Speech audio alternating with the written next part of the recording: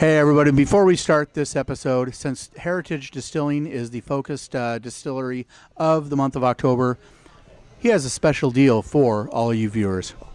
So for viewers of Nerds Drink Whiskey, I'd like to invite you all into the tasting room in Gig Harbor and give free tastings through the month of October until October 30th. Just mention Nerds Drink Whiskey and that you saw this podcast, and come on down.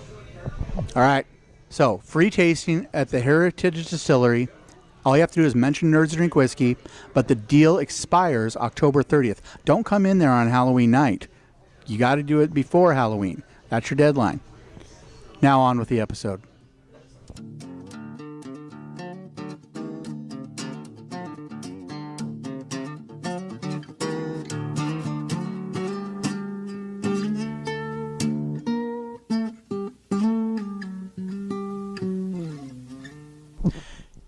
Hey everybody, welcome to the tech review section of Nerds Drink Whiskey. We'll get started on the reviewing of actual whiskey in a bit, but we're going to get on the nerdy side real quick. Recently I uploaded an unboxing of my new Pixel XL from Google, made by Google, and I've had a couple days with it. In short, it's a real pain to set up. It is not user-friendly. It's not easy. Once you get everything set up, it actually gets very easy. So if you can fight through the setup, it's turning out to be a really good phone.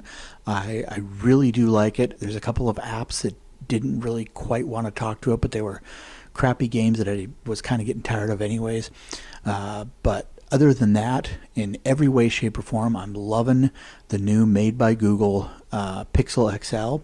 So anyways, hopefully by next week, I'll be able to show you guys some tricks that I've learned with the phone and other things that I like about it, other things maybe that I dislike about it.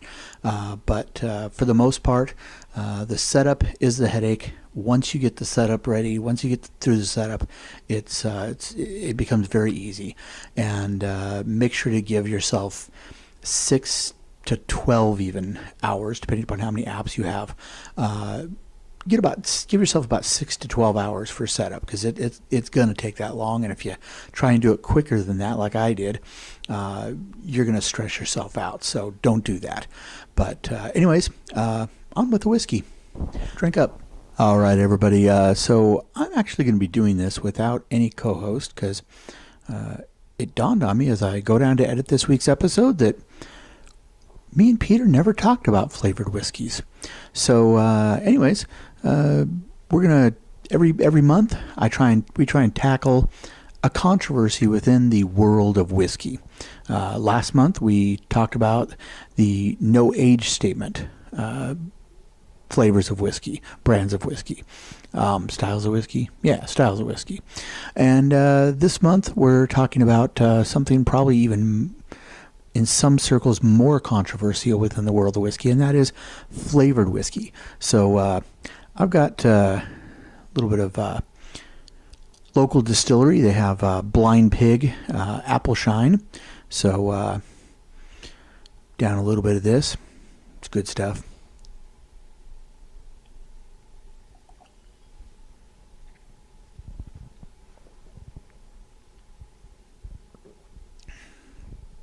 Now, we've reviewed, down in the credits if you look, there's the episode where we reviewed Blind Pig Apple Shine. Last week we reviewed the Brown Sugar Bourbon, BSB, from Heritage. And we don't necessarily have a problem with flavored whiskeys. There are some flavored whiskeys that if it's done right, if it's done with craft and with care, you don't want to always eat ice cream. Sometimes you want to eat some steak, some steamed vegetables. Same thing goes with whiskey. For the most part, probably 90% of the time, I'm drinking more of a straight bourbon or a single malt or a scotch. And I definitely prefer those at the end of a work day. But sometimes you want something a little sweeter. You want some liquid candy.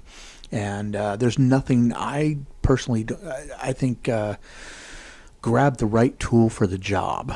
And so that's my thoughts on flavored whiskey is it's, call a spade a spade. It's not true whiskey. It's not a bourbon. It's not a single malt. It's not a Scotch. It's not Irish whiskey. It's not Canadian whiskey even.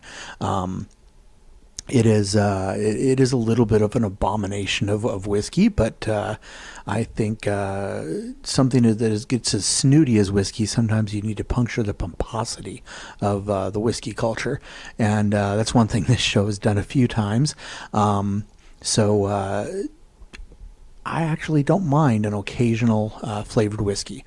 Just no Fireball, none of the cheap crap. If you're using the sweetener to cover up your garbage whiskey, then yeah, it's going to be garbage. But if you take it on as a craft, I think you're going to end up with something of quality and something that's good to occasionally taste amongst your good bourbons and single malts and scotches and the like.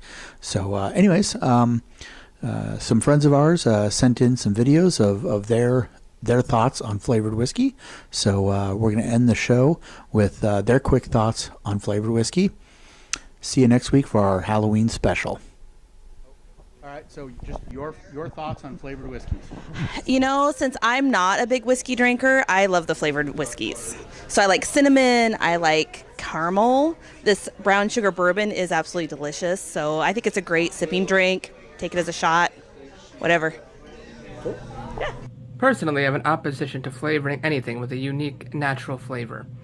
So, I don't like flavored whiskey, much like I don't like flavored coffee.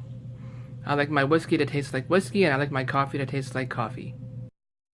Flavored whiskey is a slight against God.